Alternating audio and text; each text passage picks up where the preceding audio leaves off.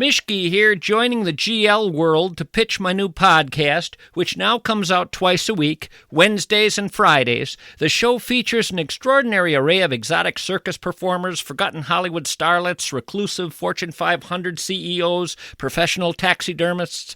Yep, wait a minute, that's a different promo. Where's the promo for GLers? Here it is. Let's try this again. Mishke here, pitching my new podcast. We're out of time? Could I do it again? Josh Arnold Investment, I want to get the term correct, consultant, brings you Garage Logic Podcast, episode number 1673. 57 degrees on this day in 2017 and 15 below on this day in 1886. Call Josh Arnold at 952-925-5608 for a free 48-minute consultation. Hail the flashlight king. Hail you! And now, from the mayor's office above the boathouse on the east shore of Spoon Lake, it's Garage Logic with Chris Reavers manning Technology Corner, Kenny Olson from the Krabby Coffee Shop, John Heidt in the newsroom, and of course, the rookie. Here is your flashlight king, fireworks commissioner, and the keeper of common sense, your mayor, Joe Soucheray. I can begin this episode one of two ways. I can either to explain to you why anyone 10 years old or younger will never know the United States that we knew, or we can talk about kicking chunks off cars. Are you taking an informal vote? Yeah. I think you know where your staff lies.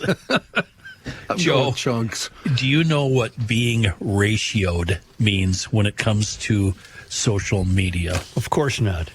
So, well, that's good. I applaud you for that. We appreciate your honesty. Being ratioed means you have more responses where people take to the keyboard than you do likes. In the case of the X tweet that Gabriel sent out yesterday, it was a picture of a car with a chunk on it. And the question is, do you kick chunks from someone else's vehicle? Yes or no? Mm-hmm. You got, as of right now, 59 responses and 59 responses, 51 likes. Mm-hmm. And the responses, Joe, are hysterical. Mm-hmm. You have broken the moral code, my friend, by kicking a chunk. Well, I'm afraid there is some admonishment here. Did you get some emails, my friend? I have a number of emails before me. I take it the answer to the question is we're going to go chunking for a while here, huh? Oh, yeah. Yes, please. Yeah. I've been waiting for this moment since 5 a.m., Joe. Do I apologize for accidentally bringing this up yesterday? I'm sorry. I didn't mean to derail everything. I don't even... No, you don't have to apologize. This is what Garage Logic is. Okay. Tenuous greetings to you, Mr. Mayor. Uh-oh. I am writing in response to the sad revelation that you, as our mayor, are accepting of the kicking off of somebody else's chunk. When my family and I moved to Northern Virginia 8 years ago, I knew that it would come with a price. Out here, we simply do not get enough snow for serious chunks. On the rare occasion they do appear, they are short-lived and insipid. Therefore, for the past 8 years, I have gone through CWS, chunk withdrawal syndrome. To compensate, between December and March 1st, I routinely go around my woods and kick dead tree stumps, fantasizing that they are the sludgy, ugly, sticky, hideous clumps of crap behind all four tires. How I long for the blissful satisfaction of a ritualistic and therapeutic chunk kicking. Imagine my disappointment in hearing that you, of all people, would kick the chunks of others, let alone of those of your own constituents. Chunk kicking is a rite of passage, a tradition, and a source of pride that should not be usurped except for matters of safety. You, of all people, should know how Gumption County boys, as early as the age of 2, watch how their fathers tactically approach each tire and artistically kick off a chunk so that it falls off in one piece. A skill not anyone can master. For you to kick the chunks of another, especially those of your own constituents, perpetuates a kind of physical, social, and emotional abuse that should be grounds for impeachment. Oh, no. Wow. An action that should be reserved for governors who defrauded the people of his state. So please, dear Mayor, for the sake of Gumption County and all GL residents, please reverse your behavior and stick to the kicking of your own chunks. Kelly Wing, Cross Junction, Virginia. Well, Kelly, I'm going to answer all of you sooner or later. Here's from Sarah E. Joe, you began the Monday 12-1 podcast stating that you never wanted to hear stories of bouncy houses flying away. Yeah. The dummies responded, noting that all banned stories you could suggest, that was certainly not the one on their list. Prior to today's December 3 podcast, responding to a discussion on chunk kicking was certainly not on the top of my list of potential topics to email you about. However, here I am. Hearing you state that it is okay to kick the chunks from strangers' vehicles piques my motherly instinct. I feel today's societal climate is too crazy and too opportunistic.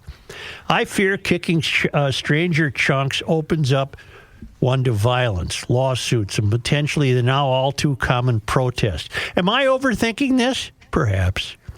Please just keep to your own chunks.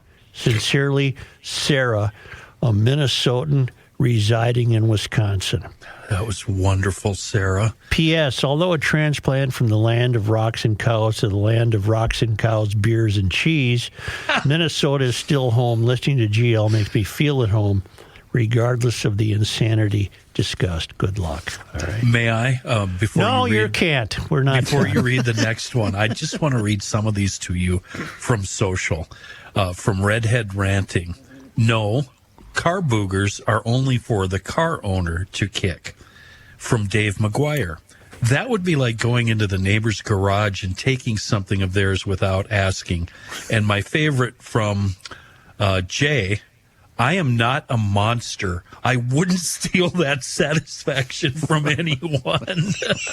I myself, Joe, responded, thou shalt not covet thy neighbor's chunk. Yeah. Hail the flashlight king. Hail you. On Wednesday's show, before the topic of the right to kick chunks of winter from a stranger's vehicle reminded me of Dave Moore. In the late 60s, he hosted the Bedtime News on Channel 4 Saturday nights after the 10 o'clock news. I remember it well, but you have to be my age to remember that. And one skit showed him obsessed with chunk kicking. Wandering down a St. Paul street at twice the speed, he removed dozens in a minute. The show is sponsored by Sealy Posturepedic, had Moore doing ads with his brother from Russia, who was Moore on a split screen. It was SNL before its time. I'm a reformed chunk kicker. One time, while performing what I thought was an honorable task, the chunk came off along with a mud flap and a small piece of chrome. Feeling guilty, I waited for the owner, and in the middle of my justification, she said, no big deal. I'm sure her roommate wasn't happy. From that time on, I kept my kicking to my vehicles exclusively. My slush buster has been part of the winter arsenal since hearing about it on your show. Saves a lot of mud flaps. GL or Jim, loyal listener since the first look, got the treatment in the swamp behind the Maplewoods luxurious studios. There's something in this email that also refers to United States we'll never know again. He kicked the chunk, waited for the owner. Yeah. Waited for the owner out of an ethical and moral commitment, and then she, in turn, said, don't worry about it. That's never going to happen again. Is it ethical and moral, or is it, in my case, just flat-out guilt? I wouldn't be able to live with myself. Guilt will suffice. Yeah. Mark Alley King Schroeder. You'll recall that he was emailing yesterday for a squeegee ruling. Mr. Mayor, hail you. Hail you. Oh, that was terrible. Oh, you addressed it improperly. You know what? That wasn't inappropriate. Oh, that's terrible, too. You need the setup, Joe. The bookkeeper and I have heard and will abide by the decision you rendered, much to my dismay. However, no appeal will be made. The bookkeeper is quite pleased and not surprised by your decision and thanks you. The safety factor of the garage floor becoming icy, as mentioned by Kenny, is not one that I had considered. As we celebrate our 43rd anniversary and await the next arriving snowfall, which will undoubtedly bring more dripping and pooling, I will keep the squeegee close at hand as the bookkeeper passes by it without a notice. It has been a fairly mild winter thus far, and spring is only 17 days away. That's right. That's from Allie King Schroeder. He must be a 21ster. Oh, here's one. No, that's not right, and you shouldn't even have to be told that is wrong. Hail the Flashlight King. Hail you! I grew up listening to your show on 1500 and was delighted to hear from a friend from the Nativity Men's Club about the podcast. While listening to the discussion on chunk kicking, Joe mentioned that youth do not partake in this time-honored tradition. I am a proud father of 3 kids, ages 4, 6, and 9, all of whom are chunk kickers. Teaching our kids to be respectful to our cars as well as others is important. We joyfully let them kick our chunks, but I have had to stop them on many occasions from kicking on other cars, as the accuracy of a 4- and 6-year-old is not that great. On the topic of respecting our own vehicles, 2 weeks ago, while I was on our roof putting up the Christmas lights, our 4-year-old decided it was a good time to practice writing his name, which he is proud of being able to do. Upon my return to the ground, I walked to the side of my wife's van, only to discover the driver's side had some fresh artwork on it. Without knowing which child did it, I loudly said, "Who did this?" And then realized they had left their name on the van. Tommy. Well, he felt bad and cried over the artwork. My wife asked him why he did it, to which he replied, "I wanted to write my name." He now knows that's paper and crayons or sidewalk chalk, not minivans with a fiberglass rod he had found in the garage. Oh, I was hoping for maybe a finger or something like that. Thankfully, it's just the top coat, and come spring and some buffing compound, I should be able to get it out. But for the rest of the winter, we will enjoy his penmanship on the side of the van. The Tommy Mobile. Lifelong GLer Bill, tree lot boss Hickey. You know Bill Hickey? Yeah. Well, but I'm surprised that he didn't know about the Garage Logic podcast already. I think he did. He just didn't know about the chunk kicking episode. Oh, got it. Man. Okay. Yeah. You okay? Are you going to reverse your stance? I am never, as your mayor, going to be placed in the position of pulling a walls on you. And backpedaling and detailing and obfuscating and deflecting. I will not do that. Instead, what are you going to do? I'm going to offer 2 things in my defense. Oh, here we go. One, I believe if you rewind the tape, here we go. I think I said I used to chunk kick the cars of strangers. All right, Garage Logic. Oh, no. And I forgot the second thing in my defense. You defended yourself to the bitter end, Joe. I think You didn't act like you were reformed. You acted like you would go out in the parking lot right now and kick a chunk of a stranger. Right. Well, but I did make it clear that you can't kick chunks. See, the public street, I think, is okay to kick chunks, but that gets me into trouble because those are stranger cars. Right. On gas station aprons and on property that you don't own, you can't kick a chunk. I did say that. And I did say it's like the 3 prices. I mean, it's like the common surface savings alone. You can't go into somebody's garage and pick a dollar bill off the floor any more than you can go in there and kick one of their chunks. Tail of the I tape said will that. tell I the said truth. that. Yeah, we'll see. Oh, I did. Reavers is looking for it right now. I can see the drool coming off his lower Well, lip. it came up in the beginning of the show. In the meantime, hail the Flashlight King. Hail you. I am in need of a ruling. In southern Wisconsin this past Saturday into Sunday, we received around 8 inches of snow. Saturday afternoon, as I came back inside after my second driveway clearing, my handler suggested, boy, we're getting a lot of names for the wife, aren't we? love the that. handler, the bookkeeper, Yes. the CP. The Everybody's being creative. Yeah, the handler. I like that. That's good. My handler suggested that instead of shoveling, I should wait it out and use the snow thrower in the back of the garage. I decided not to take her advice. Sunday morning, before the house was awake for the day, I bundled up and went out to finish my work as well as bust up the hump.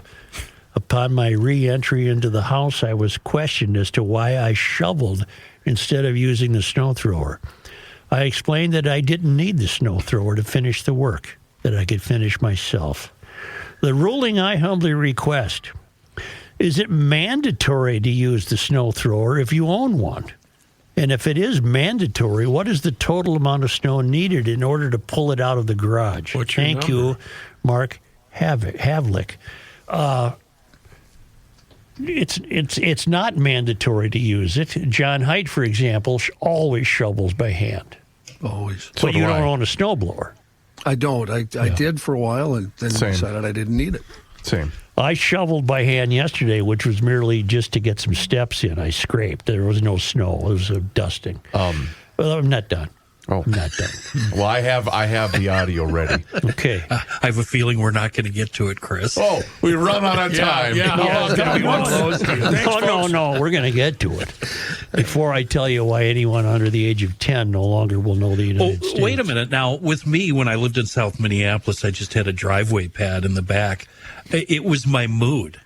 If it was a nice evening or a nice day and it was just a skimming and I wanted to get right down to the concrete, I shoveled. It was just fine. I think we all share that outlook. Yeah. All right. In terms of is there a mandatory amount of snow needed, I personally would have used a snowblower on 8 inches of snow.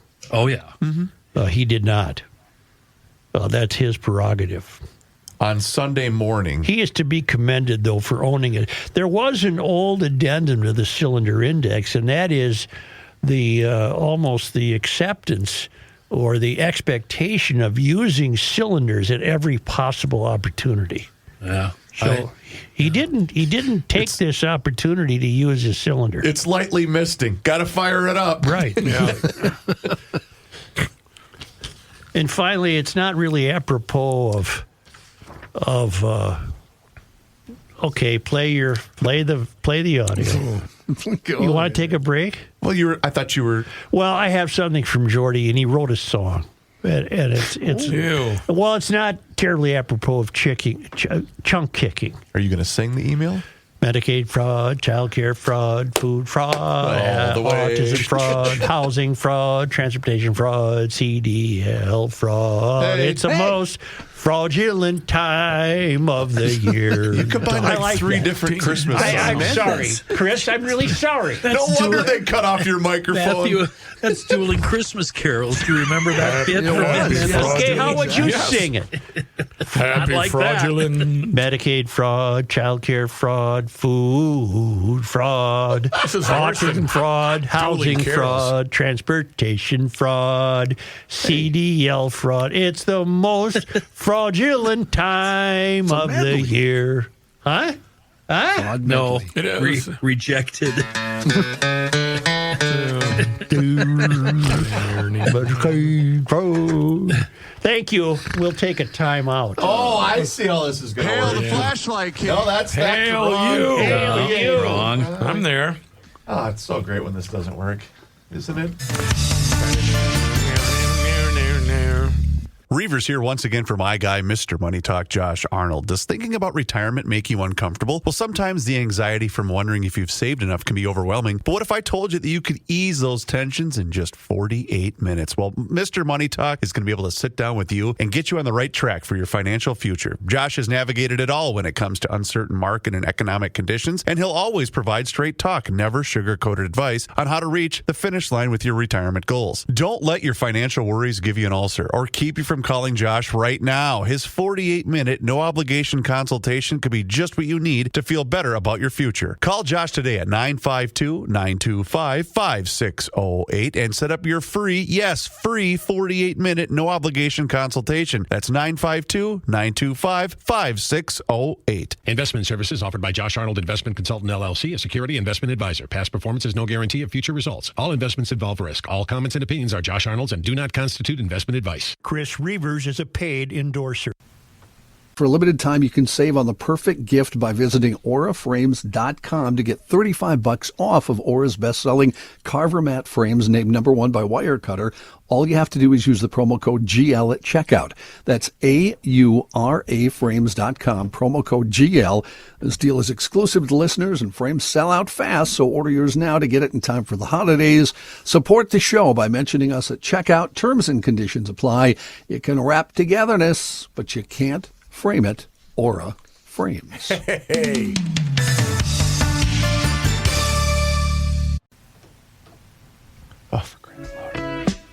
Here's a man who spends hours in hardware stores, sifting through the nuts and bolts of life. Joe Souchere. It's Positive Thursday already, and like usual, it's brought to us by Schoonover Body Works and Auto Care. They're in Shoreview, 1060 County Road E. Mike Schoonover is here. Mike, we have something serious to talk about, but before we get to that, I would like to ask a question of you. By the way, good afternoon, sir. Good afternoon, boys. It's good to be with you today. Mike, do you know what a chunk is? It's that big snow booger that hangs off your car right behind the wheel. Of course he knows what it is. He's a Minnesotan. Well, I'm glad that you asked, because I did want to weigh in on this since yesterday's pod. Okay, good. And number one, Joe, you got issues, pal. Yeah.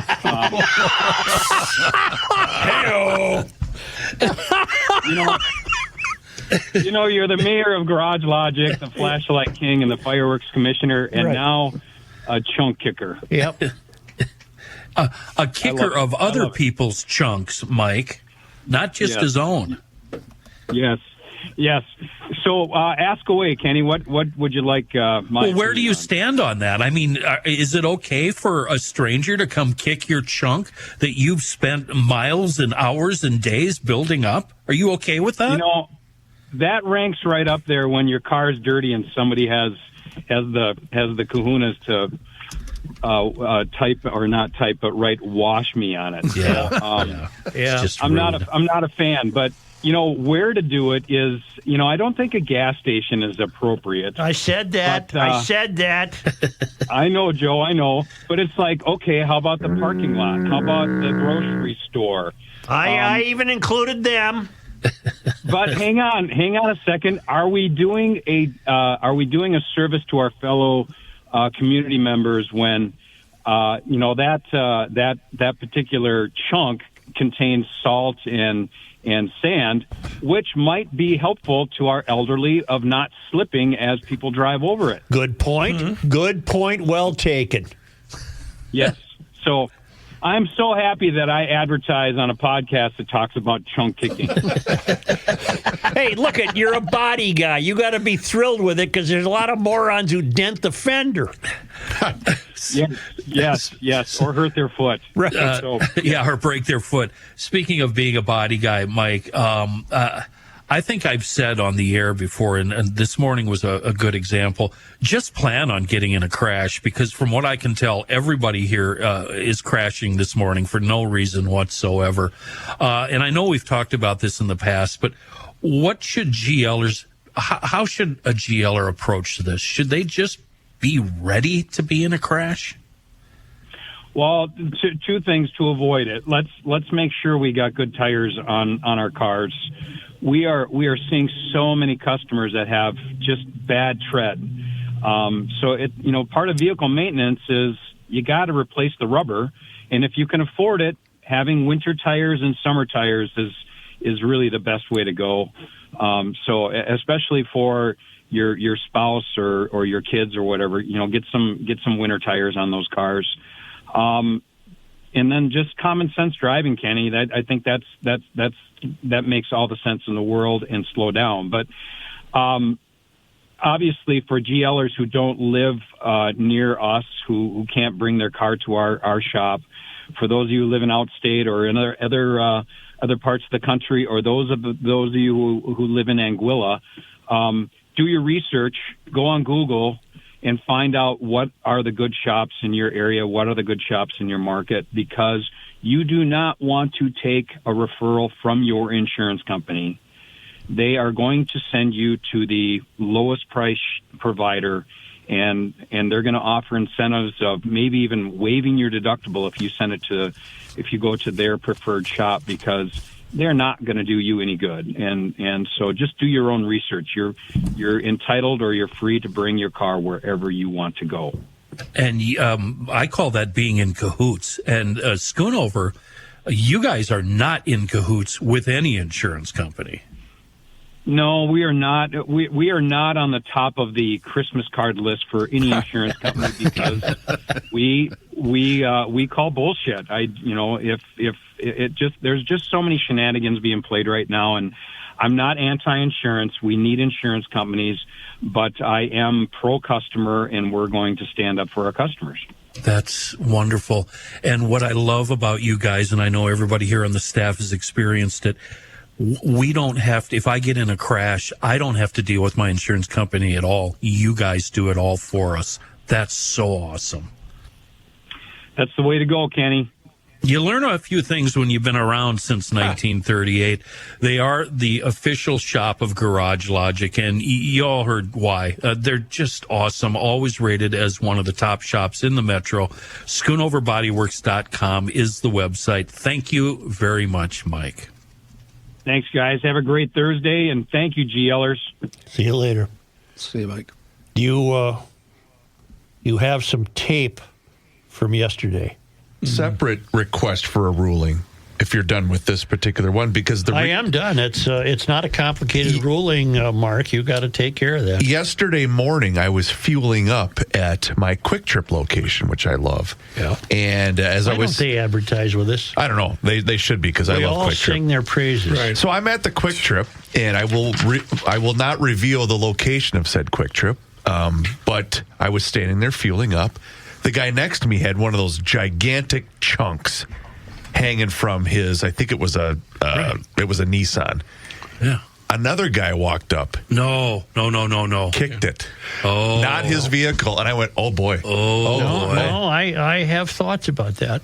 I said, you can't kick his chunk. No. I think chunk kicking is a Minnesota rite of passage. But not on somebody else's vehicle. Well, you certainly don't touch the vehicle, but you can touch the chunk. Joe.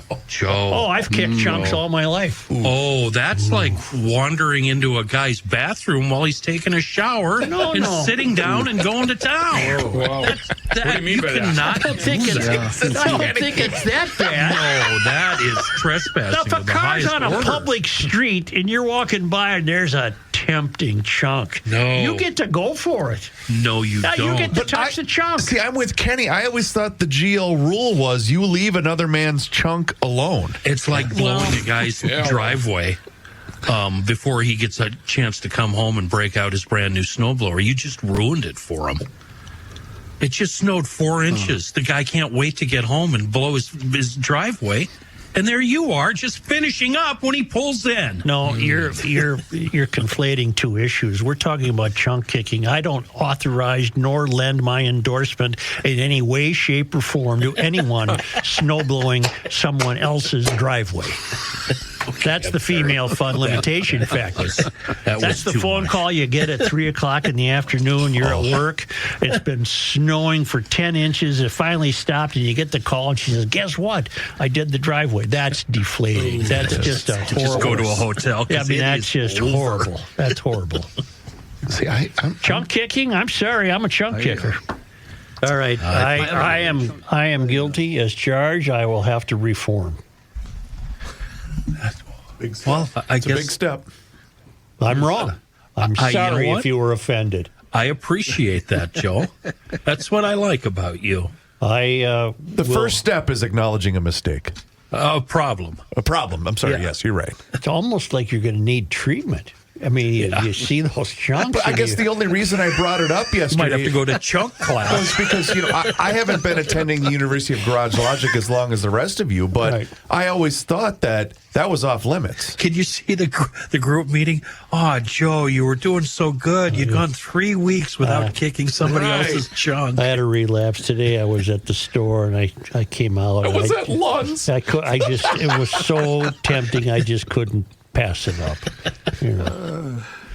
There are the ones, though, that are clearly overgrown to the point where that driver has no idea that those chunks even exist on their car. Well, he brings up a really good point, Joe. What about those people? I mean, the point where the tire can't even turn. It's so wedged in there. Yeah. Those are people who are chunk unaware. They just have never factored the chunking into their life. But now what you're telling me is that's too bad. I just look the other way. You don't want me to intervene. They're the same people who don't shovel and or snow below their driveways And don't properly. take the snow off their rear window. What if you seek permission? Yes. Excuse me, Well, permission's ma'am. always acceptable. Yes. Ma'am, I You want me noticed to get those chunks for you? you have Yeah, I 4 can get chunks on your minivan. I'd like to take care of it for I you. can take care of that for you with a simple kick. I think that's perfectly All acceptable. right. I think that would be Perfectly acceptable. yes. Now, do you want to know why the United States is over? Let's for anyone please. 10 Please, years? now that we've built it up, let's go. Been doing a lot of thinking. I think the best way to set it up is Ilhan Omar was on CNN yesterday with Jake Tapper. Yes, sir. I don't know, was she anticipating friendliness or whatever? She's always available for CNN. Okay, that's fine. And I think what you're going to hear here is 2 different Ilhan Omars, and it will help me explain what I've been thinking about on the service road of life. So why don't you just start there? I haven't heard it. I didn't know she was on there yesterday. I was made aware of that. Yeah. You're Almost right. Oops, I'm sorry. Let me kill the chunk kicking. Yeah, I wish. First of all, federal prosecutors say 59 people have been investigated in these schemes so far. Americans at large stole tens of billions of forms of aid during the pandemic all over the country. Minnesota's fraud scandal stands out, according to federal auditors. What are you hearing from investigators right now? Well, I've been following the cases closely as they've gone through the courts, and we know that there are more indictments possibly coming. I think that number might go up to 73 is what I'm hearing. Okay. Can you shed any light on why the fraud got so out of control in Minnesota? I think what happened is that, when you have these kind of new programs that are designed to help people, you're oftentimes relying on third parties to be able to facilitate. And I just think that a lot of the COVID programs that were set up, they were set up so quickly that a lot of the guardrails did not get created. Now, obviously, whatever the ethnic group, the actions of a few dozen should not impugn an entire community of thousands of people. That was the first segment of that. Okay, she is a bright, articulate woman. She could not possibly begin to explain the fraud. She would refuse. She's refusing to explain the fraud. She's deflecting. She's blaming it on the quick creation of programs and there being no guardrails. Which is, she might as well tell me that you might as well rob a bank if there's no security guard there. Right. Isn't that like saying it's the car's fault that it keeps getting ripped off? She knows perfectly well who's to blame. She knows perfectly well what must be said about it, and she struggles. She's not going to be able to do that. Now, do you have the second part? Give me a quick second here, sir. Because you get a different Ilhan on this part, and that helps me explain my deep musings that I've had about what the hell's going on here. Is that what you call those? Yeah. Musings. This is going to take a second, Joe. I apologize. My thing just stopped playing. So. That's always a problem, isn't it? Well, it tends to happen when I'm trying to play a couple of things at the same time. I don't like the direction that your thought process is going. I look to you to not give up, and that's what I'm sensing in your tone. You're not incorrect. Yeah, you're supposed to be the fighter out front leading us. I'm the giver-upper. Oh, I'll still fight, but I'm going to tell you what we're up against. Well, just tell me. I can't wait for Reavers. If we being Western society, us, if we attempt to hold so-called marginalized people accountable for anything, we're racist. Yeah. We cannot overcome that. We are racist. We're not, but that's how we're pegged. And if we could ever get to the second part of this audio, you'd sense some hints of that. The idea of assimilation probably is a thing of the past. And I blame that on the failed academy. The failed academy has pretty much instructed the sheep of postmodernism, in which every society and every culture is certainly the equal of any other. So rather than come to this country and assimilate, the Somalis will claim they've assimilated. I would submit to you they have not in Minneapolis. Yes, you're going to find a Somali lawyer, and there's probably a Somali doctor, and maybe there's a Somali guy who has a factory, but I really doubt it. Are you saying on the whole? On the whole. Are you painting with a pretty broad I know brush I there? am. I know I am. I'm suggesting to you that the Somali community has not assimilated the way previous influxes of immigrants have assimilated. But they're no different than, I'm sure there are Haitian communities, and there are Somali communities, and there are Hmong communities, and there are Ecuadorian communities, and there are Mexican communities, and there are Pacific Island communities. And one of the proofs I would have of this failure to assimilate is if, in fact, Somalis have assimilated, yeah, why didn't we hear from any of them during all of this fraud, including Ilhan Omar? Assimilation would suggest to me that our Somali brothers and sisters would have stood up as proud Minnesotans like we all are and expressed how appalled they were at this thievery. All we got was the typical boilerplate, a few rotten apples can't spoil the batch, leave us alone, we didn't do this, it was just a few people. Where was the idea that they were part of the fabric of the Minnesota community? And we all were afraid to say that. We're all afraid to say that and so was the governor, and so were the people that work for him. What they were most keenly afraid of is they would rather blow $1 billion than be charged of racism, even though bringing it up would have never constituted racism. For me to question these things has nothing to do with racism. But we've been so trained and so gaslit by the left over the last 50 years that we bring up now anything at all. We're racist. Right. Trump has not helped, by the way. He is so indecent and so amoral that for him to toss around his 8-year-old playground language on this matter has not helped one bit. Okay, now I'm thinking about the GL haters. And let them hate me. I don't care. I know I'm on the right path. Okay, how is your point of view different, other than it's much more graceful? How is it different than President Trump's point of view? Aren't you basically both saying the same thing or not? It's different in the sense that I want Western society to quit being frightened of being called a racist and start treating everybody the same. The way Trump's going about it, there's no room there for repair. Right. All right. There's no room for repair. Is this the second part of her? During the pandemic. We're talking about dozens of people in a community of thousands, of course. Democratic Congresswoman Ilhan Omar of Minnesota is here with me now. First of all, federal prosecutors say 59 people have been investigated in these schemes so far.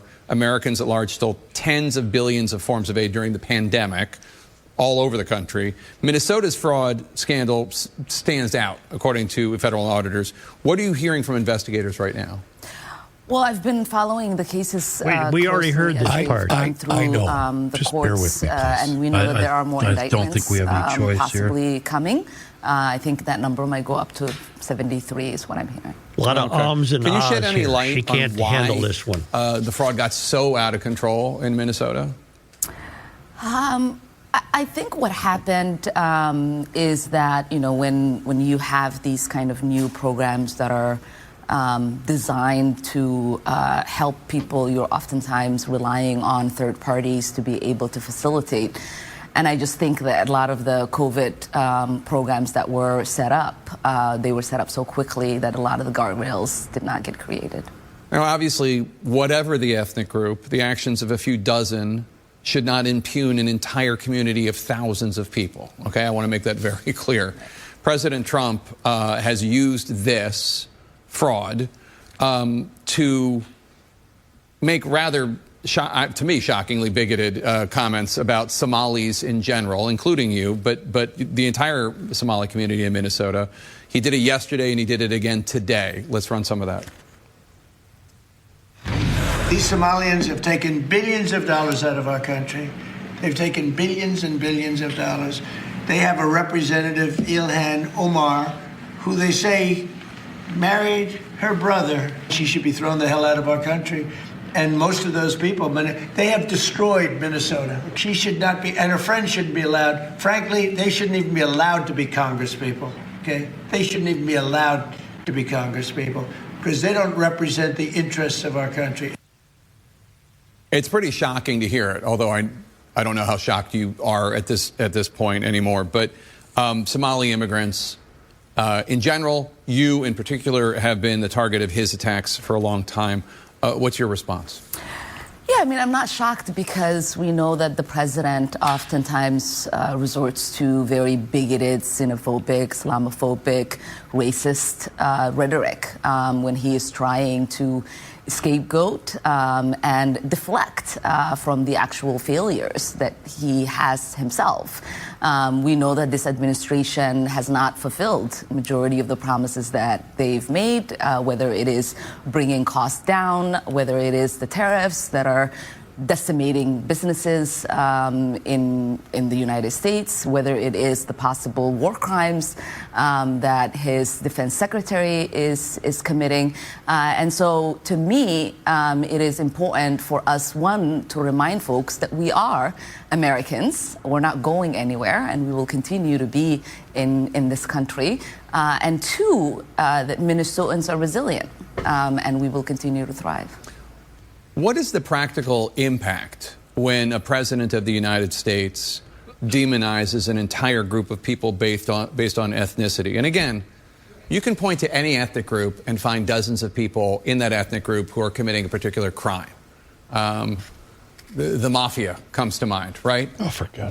But no one, you don't hear people saying that about Italians. They did 100 years ago, but they don't do it today. What is the practical effect on the Somali community when the president says things like that? I mean, it creates fear. And there is a possible danger that that's enough. A lot of the people who follow the president have exhibited violence in many cases, especially in my case, whenever he has said something about me that is derogatory or says I'm a threat to the country. I've gotten death threats. There's so many people that have been incarcerated over the years that have been encouraged by the president's words. And so there is fear for Somalis, not just in Minnesota, but across the country, that some of these people might attack and harm them. I'd like to hear her say what she will never say. And that would be, look, we fled a country that ranks last by any statistical measure in the world.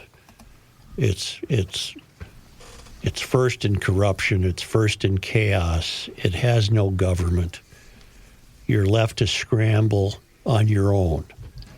And then through the goodness of the U.S., many of us have been allowed to come here, and about 80,000 of us have settled in Somalia.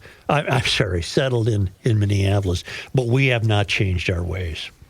We brought with us that idea that governments are corrupt.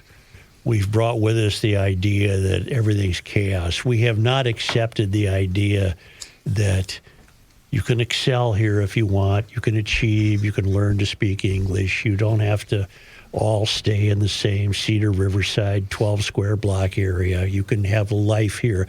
She's never going to say any of that. And I think what's happened, and why I say that if you're 10 years old or younger, you're never going to know the United States, is I don't see this turning around. I see that all of the people who will come to the United States are just bringing their own culture with them and don't have any idea or any interest in adopting what we would know as Western culture. I just don't see it happening because we have been too thoroughly miseducated by the failed academy, too thoroughly gaslit to believe that if any culture strikes us as not... See, what's been sold in the failed academy is that any culture is as good as any others, which is just factually inaccurate. I don't want anything to do with a Somali culture. Not because I'm racist. It's because they don't have one. It didn't work. It doesn't work. I didn't sign up for this. It's just warlords and gangs and corruption and thievery, and I don't blame anyone for trying to get the hell out of there. Right. But they've brought it with them. Any culture that now comes to the U.S. is merely bringing their own culture because they've been sold on the idea, this postmodernism thought that your culture's as good as ours. No, it isn't. It isn't. But ours is the one that's getting diminished and diminished and diminished because, for example, you saw Fry stand up the other day. He's impossible. He can't say any of this. Mayor Carter's not going to say any of this. They're all afraid of being called racist. This has nothing to do with racism. It's just, nothing. I don't like Somalia and the way they do business. Joe, do you think assimilation will come naturally? No. With the passing of more generations? No, I do not. I think I disagree with that. Yeah, I do too. And basically, recently I've read, because this question keeps popping up in my head, and I started looking at the Italian thing. I know you guys scoffed when Tapper asked that, but it was a great question because Italians were looked at exactly like he said. And according to, if you read social, whatevers, they say it takes 3 to 4 generations. Well, okay, then you could say the same thing about the Irish and the Norwegians. Correct. Yeah. Well, exactly. Absolutely. But what they brought with them that might have hastened any assimilation is fleeing a country that essentially worked. They might have been hungry. They might have not had the job prospects that they imagined in America, but they weren't fleeing utter corruption and chaos. Scandinavian people who settled in Minnesota basically brought with them a sense of propriety that is not visible now. I was going to bring up the Swedes and the Norwegians, which, from my understanding, they came for religious freedom and to free themselves from, I guess, indentured servitude. There was just more opportunities in this country. And that's what they came for. And, they're the people that came over, like my people in 1883, they couldn't speak a lick of English, but their kids did perfectly. I'll show you another difference. All right. If I'm wrong, I'm wrong. This is just me on the service road of life. Remember, I don't even know how to pronounce it, but every summer, all the news gatherers on TV and the newspapers would the next day have pointed out that Sven Skarna's dog was held. Yeah. Remember that name? Yep. It was usually at Minnehaha Park. Mm-hmm. Yep. And Scandinavians would wear some traditional outfits or something, and they'd cook whatever they eat. And it's Sven Skarna's dog. Well, now, I don't even know if they cover that anymore, but the difference is the minute Sven Skarna's dog days, however you pronounce it, was over, they went back to being normal Minnesotans, functioning in Minnesota society. Yeah. And now the difference is that's not the case. The Somalis even have their own shopping center, the Carmel Mall in the old Sears store. They don't.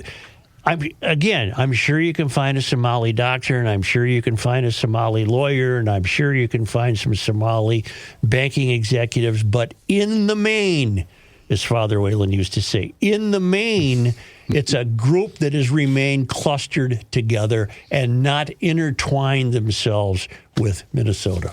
I think we need a random Somali that we can talk to on a regular basis. I wouldn't mind that at all. I have so many questions. Number one, are you proud to be an American? And tell me why.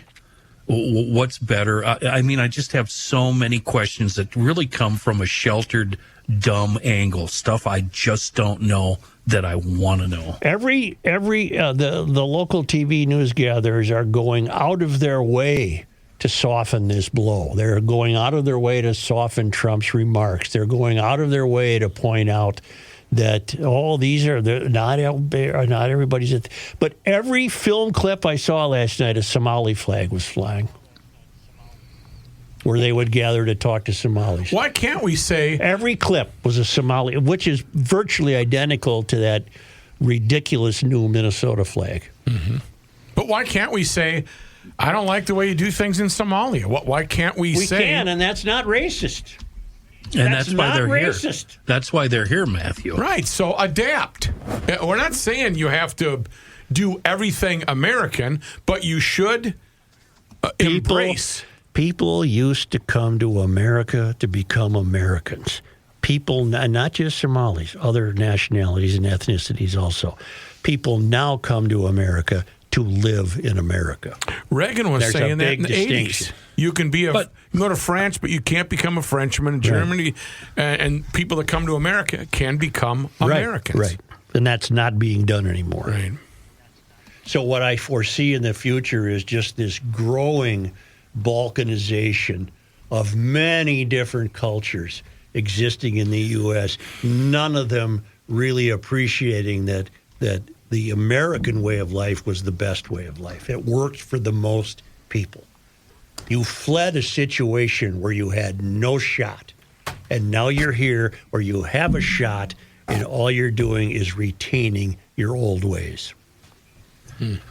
I think generations it'll change, but I think right now, obviously, it's really bad right now. Serious question. It's the most fraudulent time of the year. What's your question, Matt? Is Christmas a target?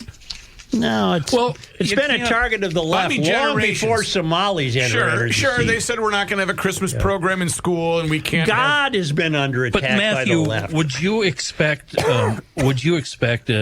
somebody that practices Islam to come over here and turn into a Lutheran or a Catholic? No. In fact, people that work for me love to work Christmas Day because they get time and a half, and it's they're. Well, that's kind of what you're asking.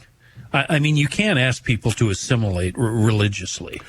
No, not at all. But what I'm saying is, will there be generations down the road here? Will Christmas be targeted to just... No, well, it already is targeted. Yeah, it's it already is, and it had nothing to do with Somalis. Yeah, or Islam. No, but I mean, or did it? Really targeted. I don't just mean not having a Christmas program. It's the failed academy has done a successful job in targeting any American tradition or concept whatsoever. I agree. Every single one of them. The failed academy has trampled on and predisposed the moron young people who can't even read and do basic math. They sail through the failed academy with degrees in gender studies, and they've grown to hate the United States.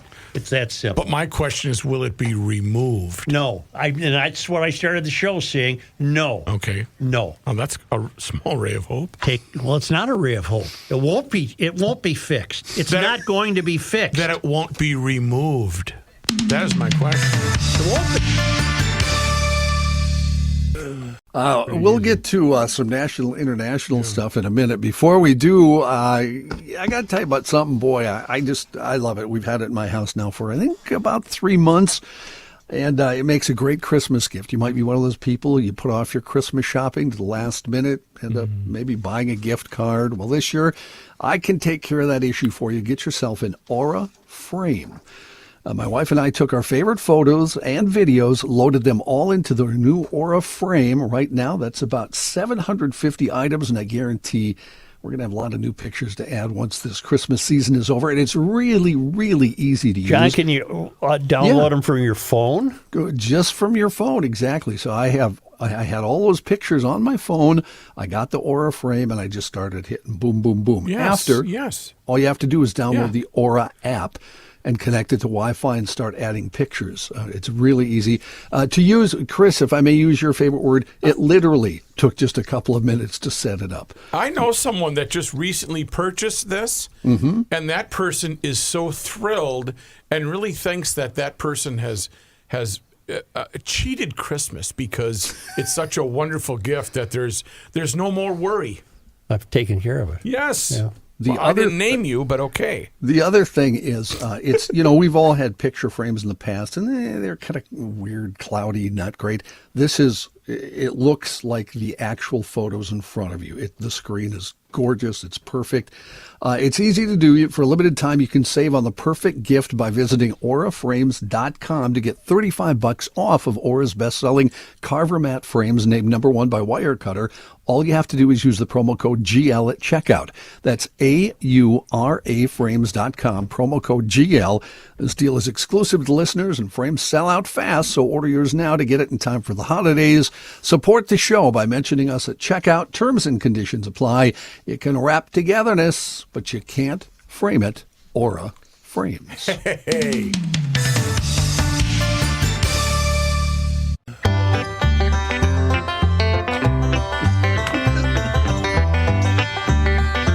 The earth is not your mother. The Joe Souchere Show. The GLers, you've been compromised. Oh, heck, I'll just admit it. We've all been compromised. If you're on the internet, you've been compromised by unregulated shysters that are actually making money selling our information, our addresses, our sensitive personal and financial information. And you know what? Our Social Security numbers. They collect it, they publish it, and then they profit from it. And they set us up for scams and identity theft. How to stop it? Really easy. Incogni. Think of them as your security posse. You give them the go-ahead, and they're going to go to work automatically fighting hundreds of data brokers. And it's not just once. They keep at it, monitoring your information because your data reappears again and again on the internet. Basically, every time you log on, Incogni guards your sensitive information like a high-security vault. Get the family unlimited plan when you sign up because it includes custom removals. Now, that means if you find a strange link with your personal information, you send Incogni the URL, and their experts will work to take it down. Secure your digital life right now. Take your personal data back with Incogni. Use code GarageLogic and get 60% off an annual plan. Incogni.com/GarageLogic. Again, use the code GarageLogic and get 60% off an annual plan at Incogni.com/GarageLogic. Many college students claim to be triggered by the American flag. I rest my case. Here's John Heidt. Thanks, Joe. This news brought to you by North American Banking Company. Let's go tax news first, shall we? That's fun, too. Press. Let's just keep paying as much as possible while it's stolen from us. By walls and by thieves. The St. Paul City Council voted 7-0 to adopt the city's 2026 spending plan, including the 5.3% property tax levy increase proposed by the mayor, following some $6.7 million in last-minute budget amendments. The added spending, you'll be happy to know, taken from $2.5 million in increased paramedic transport fees, will not result in further increase to the tax levy. Rebecca Noker, City Council President, said, "We made changes that made sense. I hope that we can feel super, super satisfied, and we did that without raising the levy further." So they raised the levy, but she's proud that they didn't have to raise the levy more. She's super happy about it.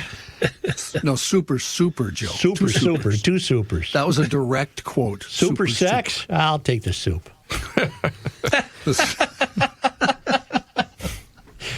The mayor's office, not the super, the mayor's office in a written statement praised the what they called strong constructive partnership between the administration and council and said the new spending plan reflects responsible budgeting that positions the city to navigate potential federal policy shifts that could affect local services.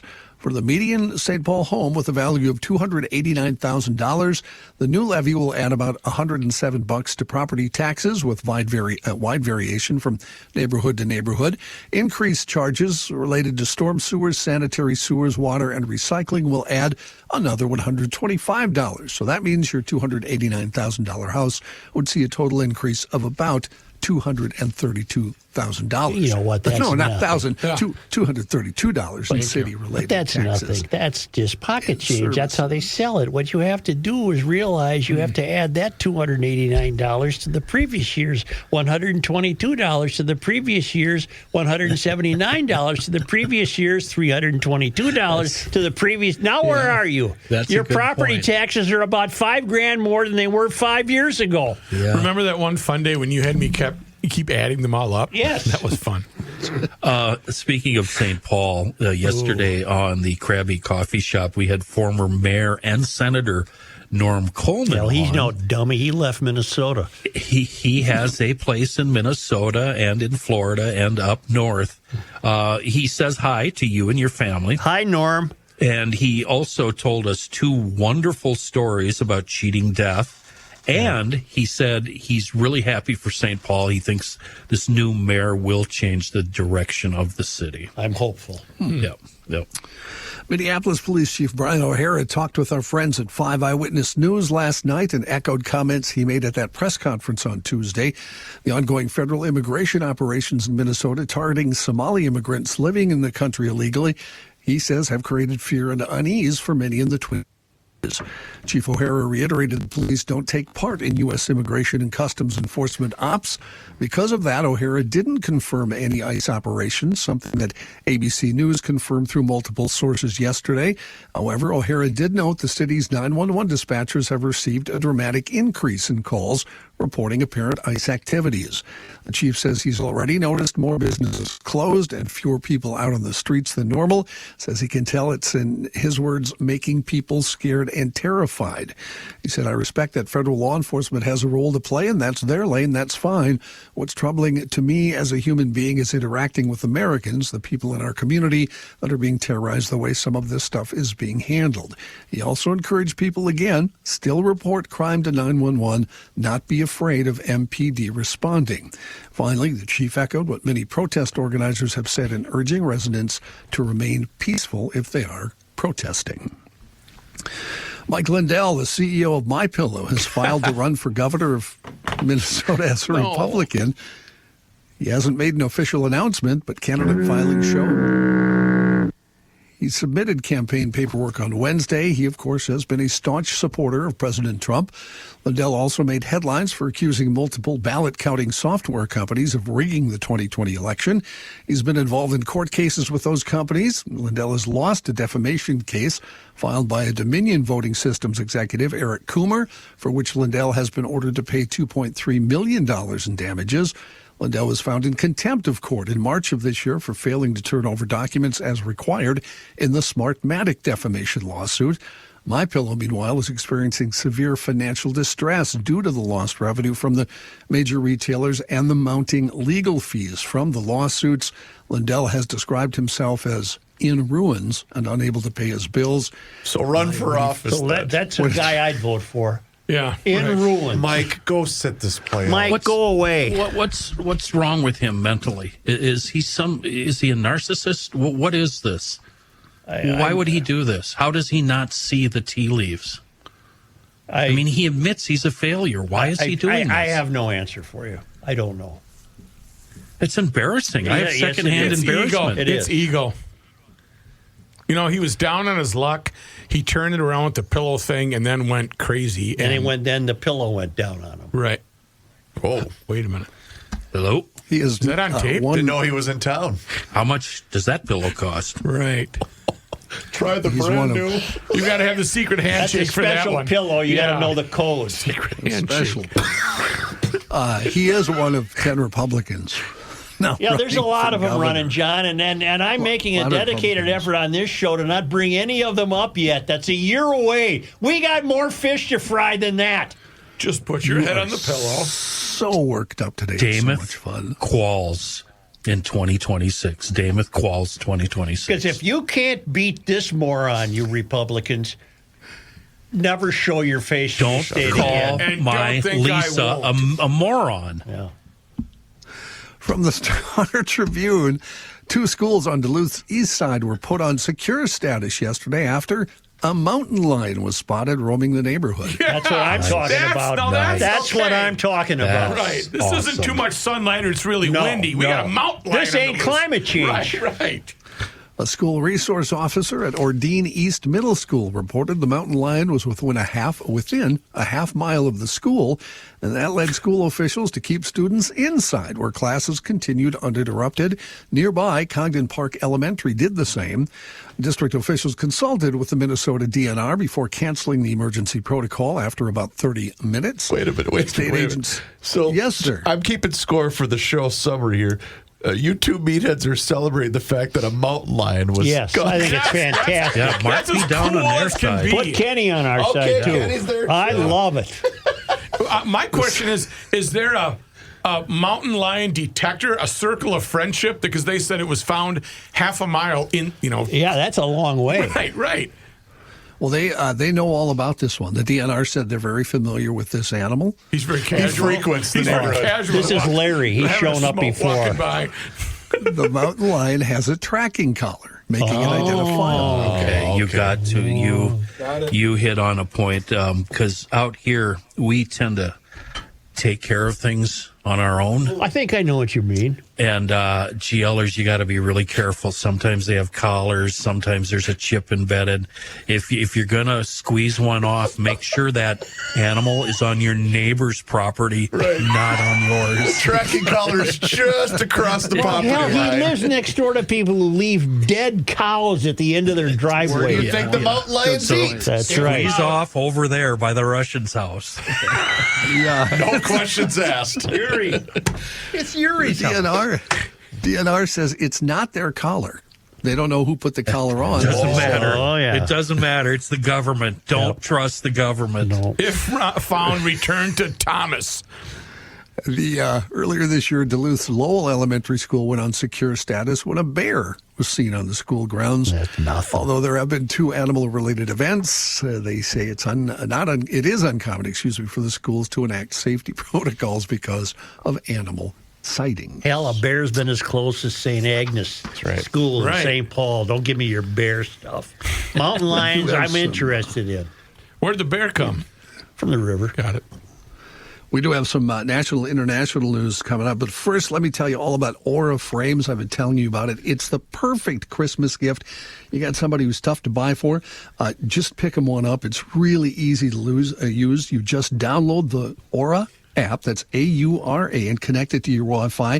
Preload pictures before you even get it, and once you get it, just start throwing pictures in there from your phone. Right now in my house, we have the Aura, and it's got over 750 videos and pictures in it. Wow. And I got a little note here from a fellow named Dan Duchette. Dan said, quote, "We love our Aura frame. We loved it so much, we bought 3 additional frames last year to give as Christmas gifts." I got 3. Why? He said, the nice thing is you can share your frame information with family and friends to allow them the ability to add photos as well. We send photos to our family trips while we are still on it. They find it far more important and convenient than texting. The recipients can see the photos but can't respond. And you'll like this part, Kenny. The last thing I want to do when I'm busy is get into any text conversations. You just open up the app, select which frame, which photos, add captions if you want to, and upload the photos directly to the frame. So thanks, Dan, for sharing that. Dan, another happy customer. If you want to get an Aura frame for a limited time, save on the perfect gift by visiting auraframes.com to get $35 off Aura Aura's best-selling Carver mat frames named #1 by Wirecutter. And all you have to do is use the promo code GL at checkout. That's AURAFrames.com, promo code GL. This deal is exclusive to listeners, and frames sell out fast, so order yours now to get it in time for the holidays. Support the show by mentioning us at checkout. That's AURAFrames.com. Use GL at checkout.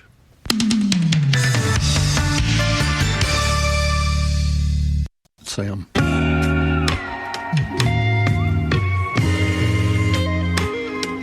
Here's a man who spends hours in hardware stores sifting through the nuts and bolts of life. Joe Souchere. Some national and international headlines. This one, it broke this morning, and now we're getting a little more information. A suspect has been arrested this morning in connection with the planting of pipe bombs outside the Democratic and Republican National Committees on the eve of the January 6th, 2021 Capitol riot. And what they're saying so far is very limited, but they are saying that person may have had what they're calling anarchist leanings. Federal agents swarmed the Woodbridge, Virginia home of 30-year-old Brian Cole Jr. following the break in the case that has vexed and embarrassed the FBI for about 5 years. It's not immediately clear what charges Cole might face, and investigators have not gone public with any suspected motive. Calls to relatives of Cole listed in public records were not immediately returned, but neighbors in the suburban cul-de-sac described a young man who didn't have a whole lot of interaction with everybody in the neighborhood and doted on his pet chihuahua.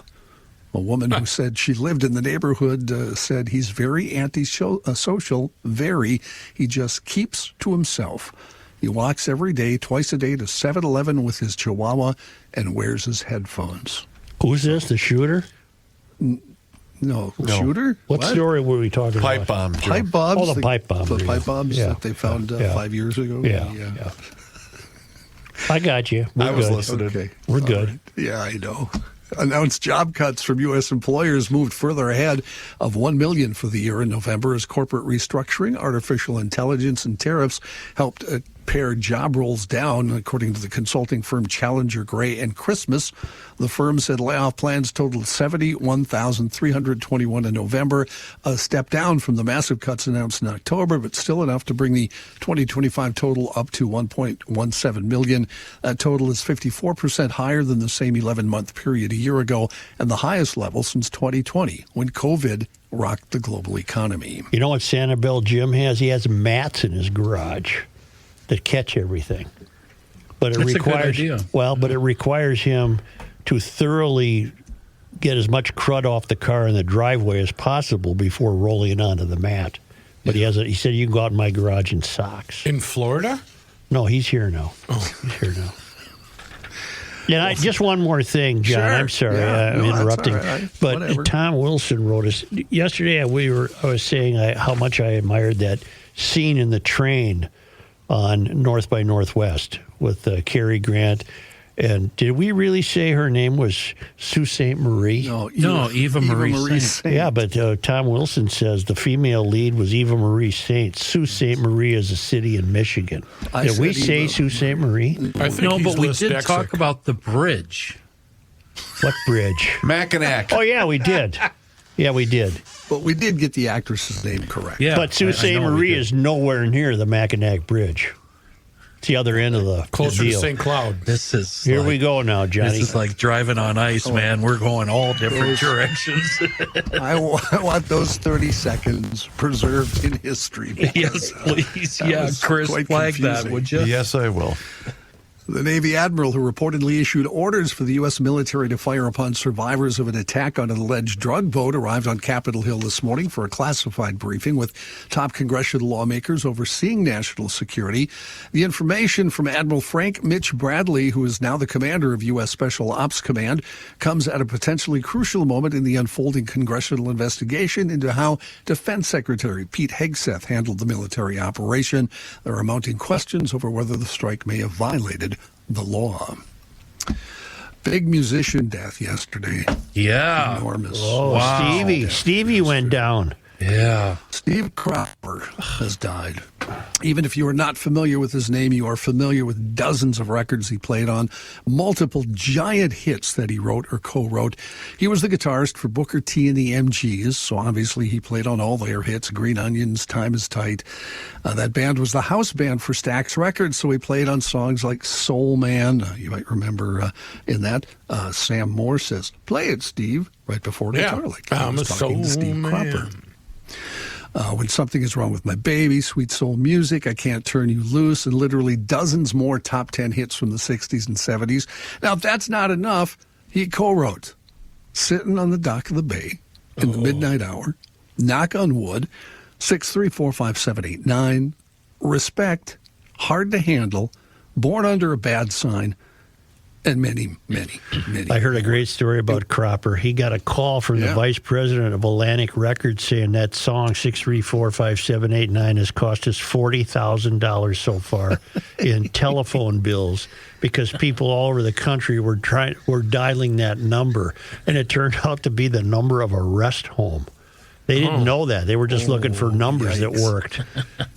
Yeah, that sounded good. But then the VP told them, "Don't worry about it. The song's so successful, we'll pay the bill." Yeah, if you look at a list of songs that he played on and wrote, you'd be stunned. Impossible to overstate his influence on popular music. Wasn't he a house band on SNL? No, that was not a house band. Yeah, initials G.E. something G.E. Smith? Yeah. G.E. Smith. No, there was a big white guitar player who looked like Steve Cropper in the SNL band. Really? Or maybe he was just on there when Okay, they did the Blues Brothers stuff.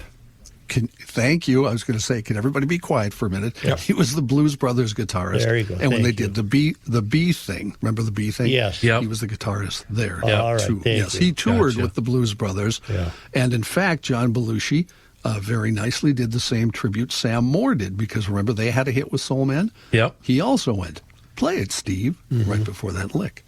He had a really good philosophy about playing guitar. Here's what it was.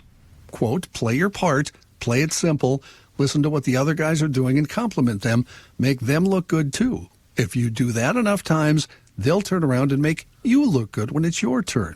That's the way I've always looked at it. So he had, John, would you consider that a very successful career?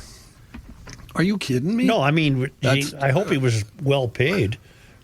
110% successful career. Yeah. I don't know how it could get better. Yeah. John, I mean, look, he co-wrote Sitting on the Dock of the Bay and Respect. Right. Just take those two songs alone. Think how much money you got from that. And then he wrote dozens of other hits. Yep. So, John, that advice he gave, it's not just for guitar players or musicians. You could take that out into the real world and use that in your office or maybe your podcast talk show. That applies everywhere in life. It really does. Yeah, that's great advice. Right. I think you're right. Also, if you read about him, everybody says he was one of the finest people you could meet. Why did he die? Well, he was very, 84, very old. and the only thing I found was that he had gone to a rehab home for some physical ailments he had, and he took a spill there, apparently. That was what one of his friends said. That is not official. Yeah. Dang. So there you go. Speculation continuing to swirl over the health. You know what? I'm going to skip that story. It was the Green River Killer. He might be dying. I don't think anybody cares. You can quit now, John. You got to go. Let him go. No, I got to do this story because I had it yesterday. I didn't get to it, and people want me to do it. They've actually been sending it to me, even though it's going to make us mad, Joe. This will be good. I know it is. This will be good. Not at all. In fact, this is funny as heck. Now I can't find it. Where is it? Here we go. Masked burglar broke into the closed Virginia liquor store early on Saturday and hit the bottom shelf where the scotch and whiskey were stored. The bandit, a menace. Bottles were smashed, a ceiling tile collapsed, and alcohol pooled on the floor. The suspect, a raccoon. I knew it! I knew it! I should have had my mic on when I said it. Because no human would have done that. On Saturday morning, an employee at the Ashland, Virginia area liquor store found The raccoon passed out on the bathroom floor at the end of his escapade. At least it made it to the bathroom. With his arms out on his back. Yeah, he had all 4 arms out. And Johnny, the correct pronunciation of that animal is called a GD trash panda. Yeah. Or a raccoon, as Ricky likes to say. Yeah. Samantha Martin, an officer who works at the local animal control area, said, "I personally like raccoons. They're funny little critters." Oh, my God. This guy fell through one of the ceiling tiles and went on a full-blown rampage, drinking everything. Martin said she took the raccoon back to the animal shelter, though she had her fair share of giggles along the way. Wait, what? The Hanover County Animal Protection and Shelter commended Martin for handling the break-in and confirmed that the raccoon had sobered up. After a few hours of sleep and 0 signs of injuries, they said, he was safely released back into the wild, hopefully having learned that breaking and entering and drinking too much. Released to the wild? So cute. Boy, I would have handled that differently. I would send him right to hell. He'd be in raccoon heaven right now. God, I hate raccoons. I think he'll break the law again. Yeah. Thanks, John. Repeat offender. You're welcome.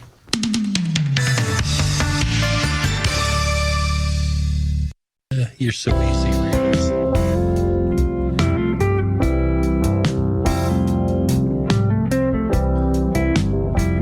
You cannot stop him. He'll just make a move. Joe Souchere. Let me tell you what I think happened. I don't know when it started. Started a long time ago.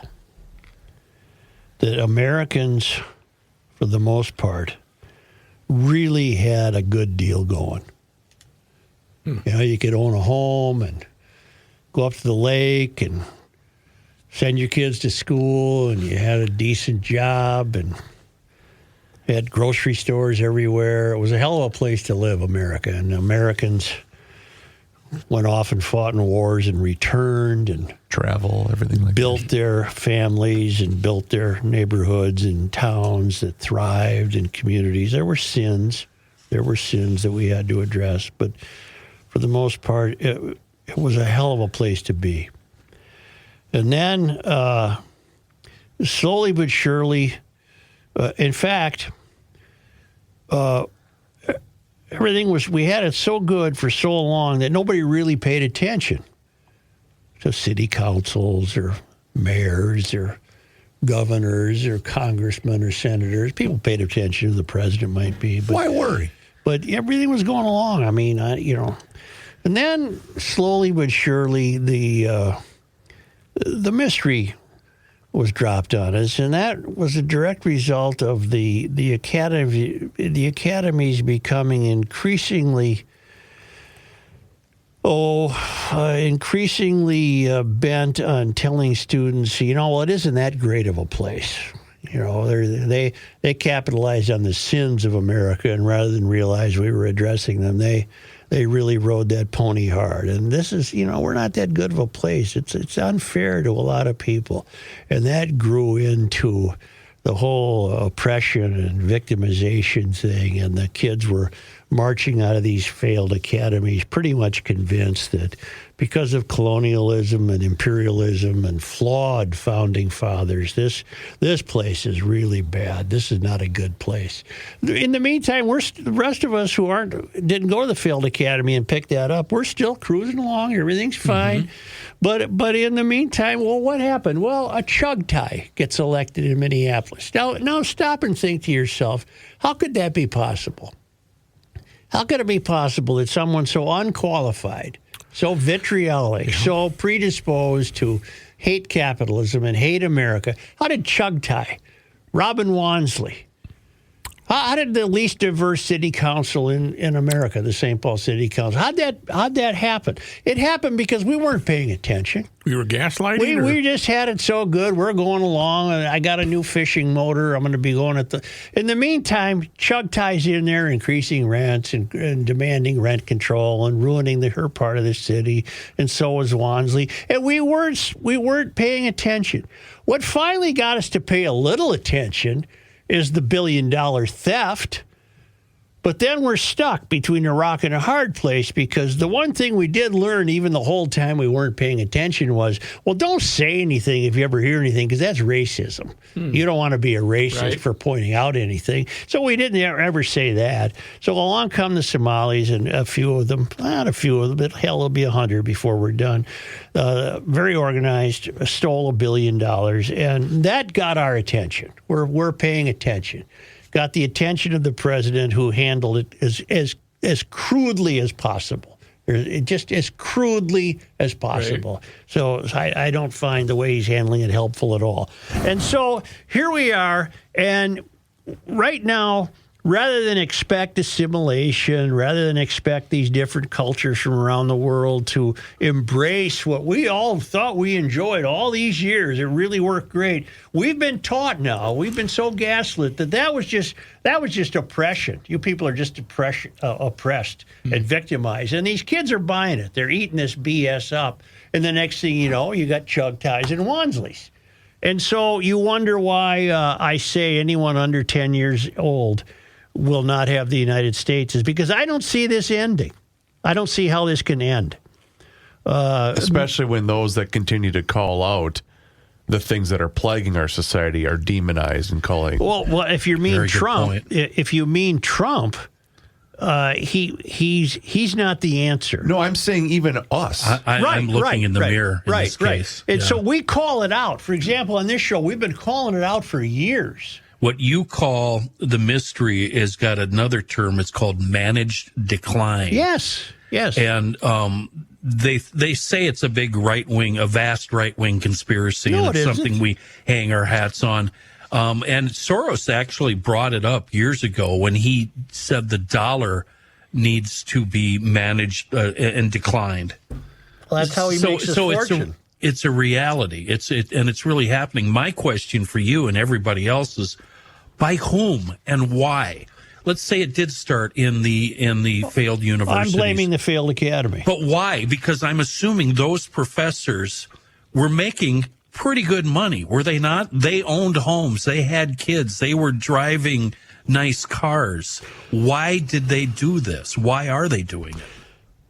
Because they ended up separating themselves from the rest of us and became kind of their own third rail. They didn't mingle with us. The academy began to. You used to see them at the grocery store. Now you don't. The academy they live in their own world, like the political class became the third rail. Yeah. So the academy developed the third rail, and they would write papers for each other celebrating this BS, and we weren't paying attention. Meanwhile, Joe, they were successful in getting these professional activists into office. Exactly. Like you said, and ruining and advancing managed decline. The cities of this country, with very few exceptions, are nowhere near the magnificence that they were 50 years ago. Nowhere near it. And that's their goal. Yeah. When we bring that up, they applaud. The goal is driven by the idea that those of the Chugtais and the Wansleys and the rest of the Mysterians all over the country, the closer you get to the tallest buildings, what they feed on is the idea, well, I'll never be a billionaire. I can't have this wealth, and I think it's unfair that anybody does, because I was taught this is an oppressive country, and I'm merely a victim of that. And if you work for somebody, you're really just oppressed. You shouldn't have to work. And so they're tearing down the society that resulted in this great country and replacing it with one where misery will just be shared equally. There won't be any. There won't be any success. There won't be any wealth. There won't be any achievement. Now, how far away are we from that? I said 10-year-olds. I hope it's farther away than that. But I feel sorry for a 2-year-old. Well, even look at the kid that's graduating high school or is going off to school right now. The kid that's Gabe's age, buying a home right now. We just mentioned this a week or two ago. 40. The average age of the first-time home buyer is now 40 years old. Mm-hmm. The thing you're talking about, Joe, it's already here. I know. Yeah, but what's the name of Capcella's A precarious state. So he had, you mentioned Chugtai a number of times. He had her on Ward 10, Uptown. Remember what she said about Calhoun Square being boarded up? She didn't care. No, this was part of the plan. Yeah. This is the start of the turnaround. But the genesis of this was that we didn't pay attention. We didn't care. We had such great lives that we didn't see it coming. You're saying the fox entered the hen house? Yes, we didn't see it coming, and even if we did, we didn't even let it bother us. It was a little bit the way the automobile manufacturers in Detroit didn't see Japan coming, and all of a sudden they're getting embarrassed by Japan, and they have to turn there. And they did turn around. So is there hope for this country? But that's different, though. That's the free market playing itself out. Mm-hmm. This is a systemic invasion that's taken place right underneath our nose. And we didn't care. No. I'm not letting us off the hook. I'm not letting the American citizenry off the hook. We didn't pay attention. We didn't see it. We might as well put a blanket over the puddle and let Robin Wansley walk across it. We were not paying attention. So, and I really have a beef with the people that run the Republican Party in this state. Why don't 5 to 8 of the candidates that have thrown their hats in the ring for the governor, they need to get the hell out of there. We need to rally, get behind 2 candidates, and get into office. This nonsense where this insane narcissistic pillow guy is running, you're just hurting everybody. You're hurting all of us. We need firm, strong leadership that knows how to win a race, and we don't have it. The only thing Lindell brings is such a hatred of Trump that would almost guarantee a Walz victory. Absolutely. Now, the Republican Party, for my money, is not taking what I'm saying seriously enough. No. They need to get their act together. Kenny's right. You get in a room and you try to be big people. You try to be adults. And if you want to save this country and save this state, you can't let every Tom, Dick, and Harry run for governor. You better come up with the best people with the best experience who can appeal to the most people and get very serious about it, or you're going to get your ass kicked again. And congratulations, you're a lawyer. Nobody's heard about you. We don't know you. We know Lisa Demuth. We know Kendall Qualls. Let's go. Quit screwing around. Adding to the Mike Lindell list, you cannot possibly take Scott Jensen seriously again. Absolutely not. Because he was already thoroughly defeated by Walz. All I'm saying is I'm trying to stay on track of my service road thoughts. I'm all over the place, Joe. We let this happen. We can't claim to be victimized. This happened because we were enjoying life so much, and the paychecks kept coming in, and boy, it's time I got a new fishing boat, and we just let it happen. Where are we going on spring break? That's right. Yep. Spring break it didn't become 2 days at Valley Fair. It became a week in Orlando. Hi, I'm Reavers. So we let this happen. We had it good for so long that we just were asleep at the switch when these foul, anti-American people who hate the country and have bought this BS about what a horrible place it is, they took over. And now we sit here every day imagining Garage Logic, which is nothing more than the United States that we remember. That's what Garage Logic is. Yeah. It's a place where kids still kick chunks off cars, and where people don't expect to stay home from school because it's 5 below, and on and on and on. And so we're still to blame. We're American voters. We didn't pay enough attention 30 years ago, 20 years ago, 40 years ago, 50 years ago. We weren't paying enough attention to what was happening, and here it is. It's on our doorstep. And another thing I would say about assimilation is that other ethnicities and cultures who moved to this country had political representation come from within their ranks. Of course, there were famous Irish politicians and famous politicians from the Iron Range, but you'd be hard pressed to find any of them who had an Ilhan Omar, who was so specifically zeroed in on. She has said publicly she is here to fight for Somalia. She's not here to fight for America. And if she is, the America she's fighting for is not the one I'm describing. She's fighting for an America in which her culture transported here will be considered the equal of any other culture. I can help you. She's here for the America with their hand out. Yeah. Go ahead and email me. But the handout is going to come to an end because all of that means that funded our not paying attention. All of that means that funded our taking this great American life for granted. That's going to dry up.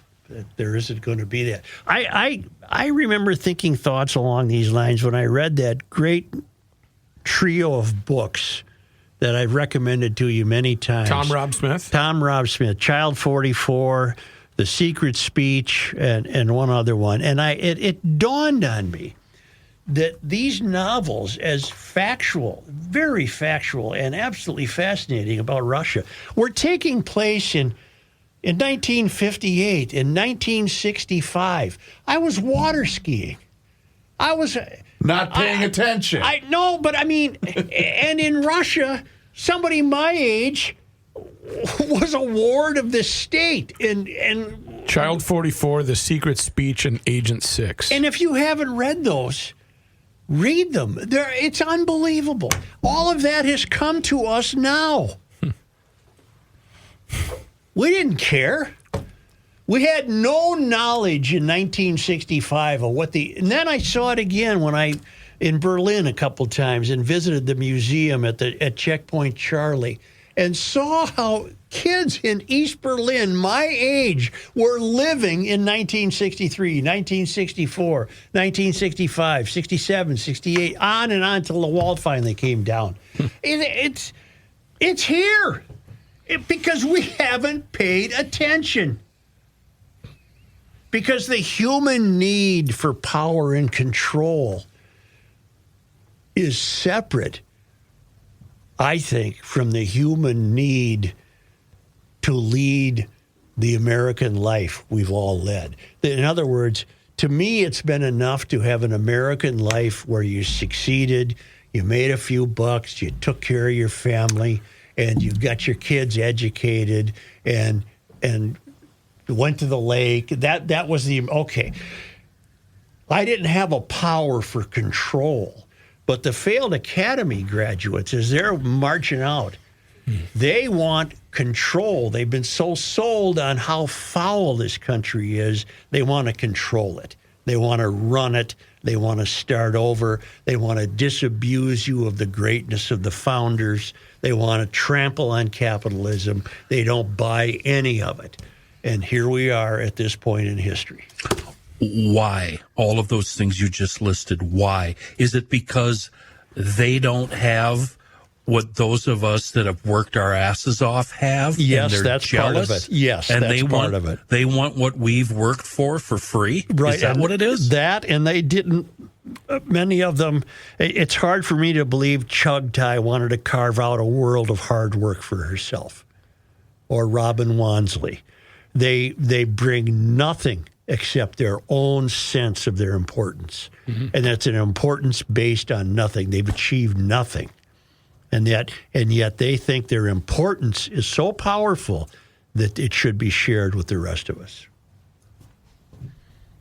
Are they willing to do what I've seen, like even fellow classmates do from the early 80s? Get up, open up the shop at 7 a.m., and work every day until 6 p.m.? Are they willing to put in a lifetime of 11-hour days and 4 hours on Saturday just so they can achieve the American dream? No, and for a couple of reasons. A, they don't buy the American dream. That's what they've been taught in the failed academy.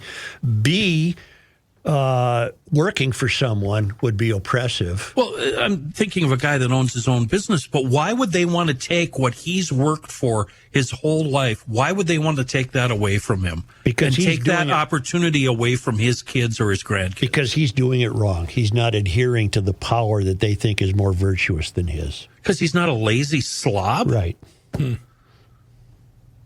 Jeez. So the why still begs a lot of research and I don't get it, Joe. And thinking and more strolls on the service road of life. The why still bears a lot of thinking, but it's not a puzzle to me. It's not a surprise to me that the chugties of America are getting elected. That's not a surprise to me. We haven't paid attention. You know, I see the people that have achieved every weekend. They come up on Thursdays and they stay through Sunday afternoon, and they come up with skid loaders and $45,000 fish houses and $80,000 boats, and they have beautiful places on the lake. And it's not for me, but I don't bemoan or besmirch them or wish that they didn't have that. No, of course I you don't understand that mentality. I don't get it. Where's the live and let live? Why are liberals anything but liberal? Live and let live is a great foundation of America. Yeah, I don't want your 5-bathroom house, but if you want it, have at it. Live and let live is a great foundation of liberty. It's a great foundation of freedom and liberty. There's the word, liberty. And that is being trampled. That is being trampled. Liberty. You control your own destiny. Okay, the Hmong Controlling people? your own destiny is a great foundation of American liberty. The pursuit of happiness is a great foundation of American liberty. It's American liberty that is being contested. Yep. But the Hmong people that came over, they still have their Hmong New Year and they do their dress up and stuff. Because they were smart enough to know that this is a society worth adhering to. Western civilization is the answer. They bought it. And then they were the last. They didn't go to the failed academy. Liberty, the definition, the state of being free within society from oppressive restrictions imposed by authority on one's way of life, behavior, or political views. That is what's in question here. Our liberty is being taken away. So the same young people who think that work is oppressive are now willing to be the oppressors. Yeah, yeah. Well, you better take your final break. We already did. Only because. You have the liberty, Joe. You have the power or the scope to act as one pleases, being the mayor of Garage Logic. Damn right I do it. Don't be kicking. John, what do you think? Don't be kicking your neighbor's trunks. Well, where are we on our Lyman escapades? Where are we? They're at day 38 at sea, and a port of call is Benoa, Bali, Indonesia. They're in Bali. Wow. I bet it's warm and beautiful. How long did it take to get on a wooden ship in Europe and make your way across the ocean to the United States? It had to be less than 38 days. No, it's about 3 months. Oh, ooh, Yeah. oh. A lot of scurvy. I'll fly. It's only because they come to us from the traveling Lymans. It was on this day. Joe, today is December 4th. Well, on this day in 1855, during Alexander Ramsey's term as mayor of St. Paul, the city council established its first professional fire department, which succeeded a volunteer hook and ladder company and inherited its equipment, including an engine, ladders, ropes, hooks, and axes, as well as a church bell, donated by the Reverend Edward D. Neal. It was on this day. December 4. In 1860, the local telegraph office opened in St. Anthony. That's now northeast Minneapolis. Following the St. Paul and Minneapolis offices in linking Minnesota cities to the rest of the world by means of electric wires strung on poles. On this day. December 4. By the way, the book by Neil Williams that I've told you to read is called This is Happiness, is the story of a village in Ireland in about 1958 that finally gets electricity. Author's Corner with Joe Souchere. The countdown continues. Bam. Thank you. On this day, December 4. In 1928, a car bomb killed Dapper Dan Hogan, owner of St. Paul's notorious Green Lantern Speakeasy and longtime boss of the city's underworld. Yep. We would have been better off if Dapper Dan Hogan was still running things. On this day, December 4. In 1993, the Ramsey County Courthouse reopened after the completion of a $48 million renovation. The Art Deco building, which was built in 1932, and from within its walls, we have now had to hide the beautiful Art Deco era murals because, God forbid, that might suggest oppression or victimization. Right. That's not in here. The Art Deco building, which was built in 1932, featured 20 different types of marble murals by John Norton. You're not going to see those. Hang on.